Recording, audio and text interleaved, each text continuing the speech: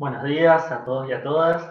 Mi nombre es Nahuel Moreira, soy acompañante terapéutico y licenciado en psicología y vengo a presentar acá con mi compañera un trabajo desde Córdoba. Somos de la Fundación Sistere y venimos a presentarles un trabajo del eje temático acompañamiento terapéutico en tiempos de COVID-19. Bueno, buenos días. El trabajo que vamos a presentar es acerca de la presencia en acompañamiento terapéutico en tiempos de COVID. Eh, Voy a empezar leyendo una primera parte. Eh, Mi nombre es Micaela Zamboni. El presente trabajo busca introducir una serie de reflexiones en torno a ideas que hemos ido madurando durante estos meses de pandemia.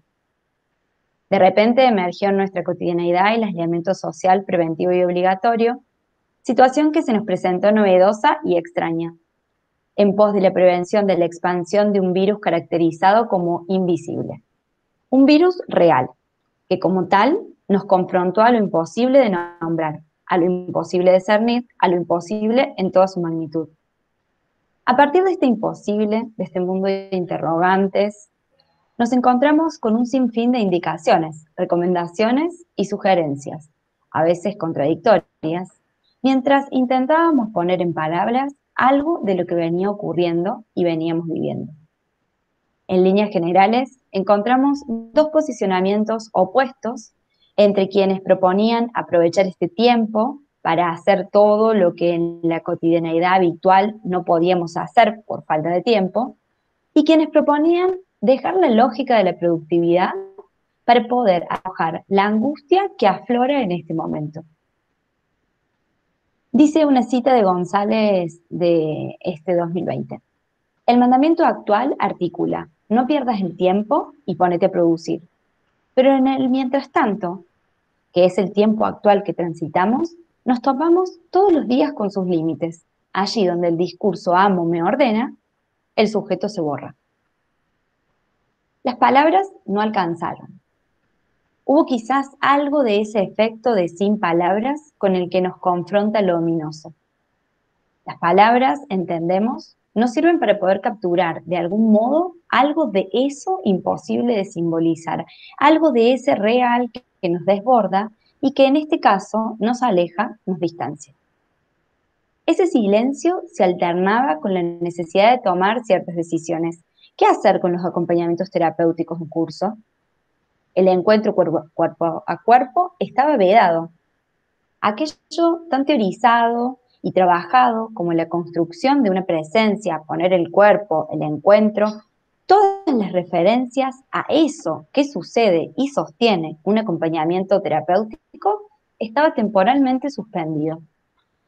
En este contexto, cargado de ansiedad y temor, cada decisión a tomar requería de su reflexión, de poder pensar en cada uno de nuestros acompañados y acompañadas, y ante la incertidumbre, improvisar del modo más ético, clínico y terapéutico posible. Continuar, ¿cómo? ¿Con qué cuerpos? ¿Con qué presencia? ¿En qué espacios? ¿En qué tiempos? ¿Con qué demanda? ¿De quién? ¿Hasta cuándo? Pablo Dragoto, 2020, nos dice que es necesario encontrar los medios para sostener los vínculos y no dejar de comunicarnos y acompañarnos efectivamente, aun cuando debamos aislarnos físicamente. En otra cita, Franco, en 2020, retoma que el advenimiento de lo traumático como consecuencia de la suspensión, alteración de la realidad socialmente instituida y creación de otra, precaria, momentánea, rodeada de incertidumbre, encuentra diversos modos de respuesta psíquica y nos obliga, a los analistas y por extensión a los acompañamientos terapéuticos, aclaramos nosotros, a estar a la altura del evento, sea en tratamientos en curso como en consultas originadas por los efectos del trauma. La alternativa que muchos encontramos para continuar con los procesos terapéuticos era, y aún hoy es, la virtualidad. El encuadre de trabajo cambió y las condiciones de posibilidad de nuestros acompañados y acompañadas también. De repente comenzaron a compartir una cotidianeidad de un modo diferente, al encontrarse con otros que no estaban habituados, miembros de las familias en sus domicilios, muchos de ellos intentando sostener sus actividades en un como sí. Y allí ingresó una gran pregunta. ¿Nosotros también continuaremos como sí? Con el espacio de encuentro desplazado a la virtualidad, ¿cómo sería ese encuentro? ¿Sostendríamos nuestros días y horarios para comunicarnos? ¿Sería propicio esperar a la demanda de nuestros acompañados y acompañadas? En los distintos equipos por los cuales transitamos se formularon estos interrogantes. Ante el cambio de encuadre del acompañamiento terapéutico, ¿sería suficiente con su enunciación? ¿Cómo se constituye un espacio que entendemos de la clínica de lo cotidiano en virtualidad? Más allá de la continuidad en el proceso, de un vínculo establecido entre el acompañante y el acompañado, se produjo un quiebre, una ruptura en la modalidad de trabajo, que hace necesario poder establecer una nueva presencia, esta vez en los medios virtuales. Vamos a desplegar aquí algunos puntos de interés. En principio, entendemos, sabemos que los acompañamientos terapéuticos se despliegan en espacios de lo cotidiano, espacios que entendemos cargados de hábitos, lugares comunes, prácticas habituales, ritmos particulares, lazos afectivos, entre otras. Todo esto y más confluye en lo que le da su particularidad al cotidiano de cada quien, a lo que se despliega en esa rutina diaria un poco más o un poco menos rígida, que hace a los sentidos a los que cada quien enlaza su vida y en los cuales, como practicantes de la clínica de lo cotidiano, nos sumamos para pensar y trabajar el encuentro con el otro desde una modalidad que reconozca las particularidades que su cotidianidad presenta. Frank, en 2019, sostiene que el acompañante terapéutico trabaja en el presente. Con la presencia forma parte de un vínculo capaz de generar cambios en la subjetividad. Con su presencia desnaturaliza silenciosamente, pone en evidencia modalidades vinculares, rutinas, roles estereotipados y sobre ellos, con pequeños gestos o señalamientos, puede intervenir. En una reflexión sobre la situación actual, Francisco Sierra Gutiérrez, en 2020, habla de acontecimiento pandemia y va a resaltar que dicho acontecimiento, por más disruptivo que nos resulte, no se encuentra por fuera de lo que entendemos por vida cotidiana, concepto que referencia a Blanchot y Sartre respecto al carácter de descubrimiento e invención que respectivamente adjudican a lo cotidiano.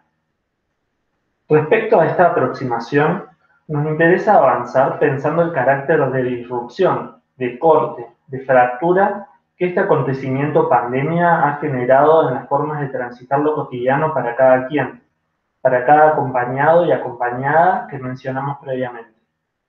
Ahora bien, a medida que este devenir en torno al aislamiento social preventivo se fue configurando, notamos cómo lo virtual fue tomando el lugar de lo presencial. Las reuniones familiares, el estudio, el trabajo, las consultas médicas, las compras, por mencionar algunos ejemplos, pasaron al campo online. La parafernalia capitalista no se detuvo. Todo #en casa. Se problematizaron las diferencias y desigualdades. En casa no significaba lo mismo para todos y todas, y en los distintos ámbitos de reflexión y trabajo se desplegaron propuestas de análisis en torno al cómo de esta pandemia y al impacto en las subjetividades. Nosotros y nosotras, acompañantes terapéuticos, no pudimos escapar de tales problematizaciones. Nuestros acompañados y acompañadas requieren como usuarios de salud mental un dispositivo que se inserta en el devenir de sus días, el cual en gran parte de los casos y por diversas condiciones, situaciones o padecimientos requieren de una presencia que desde la transferencia posibilite transitar lo cotidiano y sus complejidades. La clave, la transferencia. Anteriormente nos preguntamos acerca del cómo, del encuadre, de la presencia.